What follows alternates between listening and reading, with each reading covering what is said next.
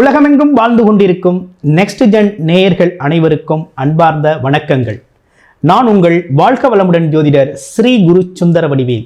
இப்போ பாருங்க, 2025 முடிந்து 2026 பலாபலன்கள் எப்படி இருக்க போகுது ஒவ்வொரு ராசிக்கும் அப்படிங்கிறதை பற்றி நம்ம விரிவாக பார்க்க போகிறோம்.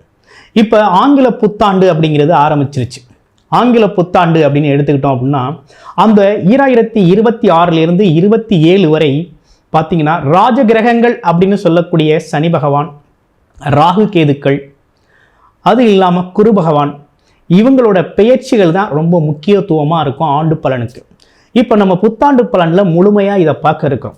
அந்த வகையில் யாராருக்கு ஜென்மச்சனி, அர்த்தாஷ்டமச்சனி, அஷ்டமச்சனி போன்ற பாதிப்புகள் எப்படி இருக்க போகுது, அதே போல் ஜென்மகுரு, அஷ்டமகுரு, அதே போல் அர்த்தாஷ்டம குரு, பாக்கிய குருகள்லாம் என்ன மாதிரி வேலையை கொடுக்க போகிறாங்க, அதே போல் ராகு கேதுக்களோட பயிற்சி யாருக்கு சாதகமாகவும் எந்தெந்த ராசிக்கு பாதகமாகவும் அமையப்போகுது அப்படிங்கிறதை பற்றி நம்ம தெளிவாக இந்த வீடியோ மூலமாக பார்க்க இருக்கிறோம். இப்போ உங்களுடைய ராசிக்கு எப்படி இருக்குது அப்படிங்கிறத பார்ப்போம். துலாம் ராசி நேயர்களுக்கு 2026 புத்தாண்டு பலன் எப்படி இருக்குது அப்படிங்கிறத நம்ம பார்த்துக்கிட்டு இருக்கோம். அப்படி பார்க்கையில் துலாம் ராசியை பொறுத்த வகையில் கிரக நிலைகள்லாம் எப்படி இருக்குது அப்படின்னு பார்க்க போகிறோம். கிரக நிலையில் பொறுத்த வகையில் துலாம் ராசி அப்படின்னு எடுத்தோம்னா ராசிக்கு 11ஆம் இடத்துல கேது பகவான் அமர்ந்திருக்கக்கூடிய நல்ல அமைப்போடு இருந்துச்சு. அது மட்டும் இல்லாமல் ராசிக்கு பாருங்கள் 5ஆம் இடத்துல ராகு பகவான், 6ஆம் இடத்துல சனி பகவான், ருத்ரரோண சத்ருஸ்தானத்தில் சனி பகவான் அமர்ந்திருக்கிறார். ஒரு நல்ல அமைப்பு உருவாகிருக்கு. குரு பகவான் அப்படிங்கிறவர் 10ஆம் இடத்துல அமர போகிறார்.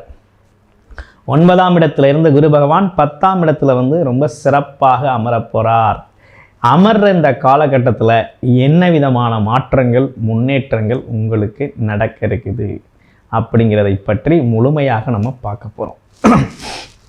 அப்படி என்ன விதமான மாற்றங்கள், முன்னேற்றங்கள் உங்கள் வாழ்க்கையில் நடக்க இருக்குது அப்படின்னு நம்ம பார்த்தோம் அப்படின்னா, இந்த காலகட்டத்தை பொறுத்த வகையில் எதிர்பார்த்த விஷயங்கள் எதிர்பார்த்த மாதிரி நடக்கணும் அப்படின்னா நடக்கிறதுக்கான அனைத்து சாத்தியக்கூறுகளும் இருக்குது.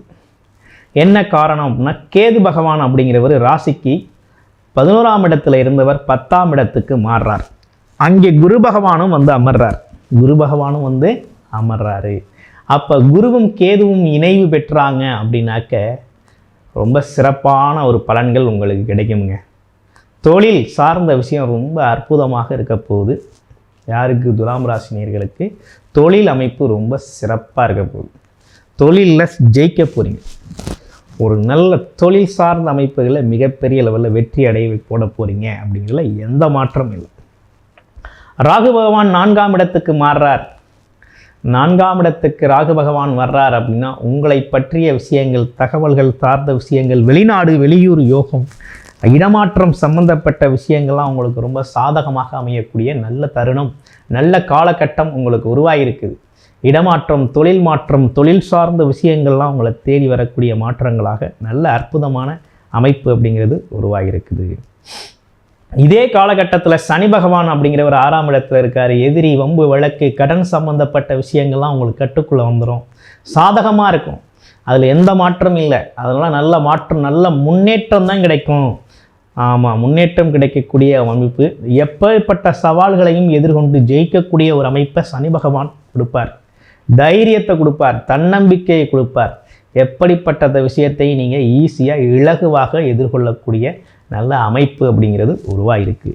ரொம்ப அற்புதமான மாற்றங்களோடு இருக்கக்கூடிய இந்த காலகட்டத்தில் என்னென்ன விதமான விஷயங்களில் நீங்கள் முயற்சி எடுக்கலாம் அப்படின்னு பார்த்தோம்னா, குரு பகவான் 10ல் இருக்கிறார்.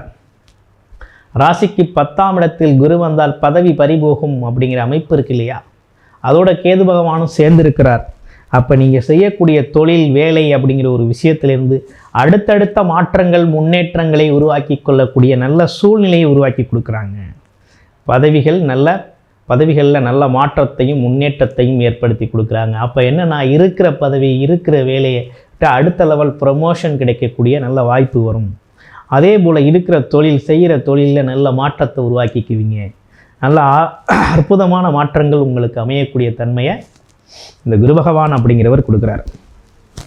இப்படிப்பட்ட அமைப்புகளோடு இருக்கக்கூடிய இந்த காலகட்டத்தில் உங்களுக்கு என்னென்னா, கேது பகவான் இணைவு பெற்று இருக்கிறதுனால தொழில் சார்ந்த அமைப்புகள் நல்ல முன்னேற்றம் உண்டு. ராசிக்கு இப்போ 9, 10, 11ஆம் இடங்களில் கேது இருந்தால் தொழில் வளர்ச்சி அப்படிங்கிறத கண்டிப்பாக ஏற்படுத்தி கொடுப்பார். அப்போ கண்டிப்பாக நல்ல விஷயங்கள் உங்கள் வாழ்க்கையில் பாம்பு கிரகங்கள் 10, 11இல் இருக்க நல்ல முன்னேற்றமே உங்களுக்கு ஏற்படும். நல்ல முன்னேற்றம் ஏற்படக்கூடிய நல்ல வாய்ப்புகள் உங்களுக்கு கிடைக்கக்கூடிய காலகட்டமாக 2026 இருக்குது. 2026 நீங்கள் சாதிக்கக்கூடிய அமைப்புகள் எக்கச்சக்கமாக இருக்குது துலாம் ராசிக்கு. ஏற்கனவே துலாம் ராசி அன்பர்களை பொறுத்த வகையில் இந்த வருடத்தின் கடைசி பகுதியில் பார்த்தீங்கன்னாக்க சுக்கிர பகவான் ஒரு பக்கம் நீசமானார். அதே போல் சூரிய பகவான் ஒரு பக்கம் நீசம், கேதுவின் பிடியில் சிக்கியிருந்தாங்க. அப்போ வரவேண்டிய லாபம் அல்ல, ஏகப்பட்ட விரய செலவுகள், கடன் பிரச்சனைகள் அப்படின்னு எக்கச்சக்கமான விஷயத்தை சந்திச்சிட்டீங்க. இனிமேலுக்கு அந்த கடன் பிரச்சனையிலிருந்து விடுதலை அடைவது மட்டும் இல்லாமல் நல்ல தொழில் வளர்ச்சியும் பேரும் புகழோடும் வர்க்கக்கூடிய நல்ல அமைப்பு உருவாக போகுது. கிட்டத்தட்ட 2026 அப்படிங்கிறது துலாம் ராசி நேயர்களுக்கு மிகப்பெரிய முன்னேற்றம் தரும் வருடமாக அமைஞ்சிருக்குது. உங்களுடைய பிறப்பு ஜாதகத்தில் என்ன தசாபுத்தி அமைப்புகள் நடக்குது அப்படிங்கிறத பார்த்துக்கிட்டு அது சார்ந்து இந்த கோச்சார நிலைகளில் எடுத்துக்கிட்டீங்க அப்படின்னா மிகப்பெரிய முன்னேற்றம் அப்படிங்கிறது கண்டிப்பாக உறுதியாக இருக்குது. நன்றி, வணக்கம், வாழ்த்துக்கள். இதுவரை பார்த்தது எல்லாமே பார்த்தீங்கன்னா 2026 ஆங்கில புத்தாண்டு பலன்கள் நம்ம பார்த்துருக்கோம். இந்த ஆங்கில புத்தாண்டில் பார்த்தீங்கன்னா 4 கிரகங்கள், குரு பகவான், அதே போல் சனி பகவான், ராகு கேதுக்கள் பெயர்ச்சி அப்படிங்கிறத வச்சு முழுமையாக ஒரு நல்ல பலன் அப்படிங்கிறத ஒவ்வொரு ராசிக்கும் நம்ம பார்த்துருக்கோம்.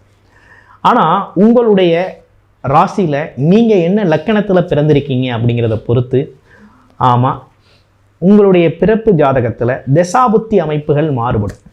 உங்களுடைய தசாபுத்தி அமைப்புகளை நீங்கள் என்ன தசாபுத்தி அமைப்புகள் நடக்குதோ அதன் அடிப்படையில் இந்த கோச்சார கிரக நிலைகள் இருக்கையில் உங்களுக்கு ரொம்ப சாதகமான பலன்கள் நிறைய நடக்கும்.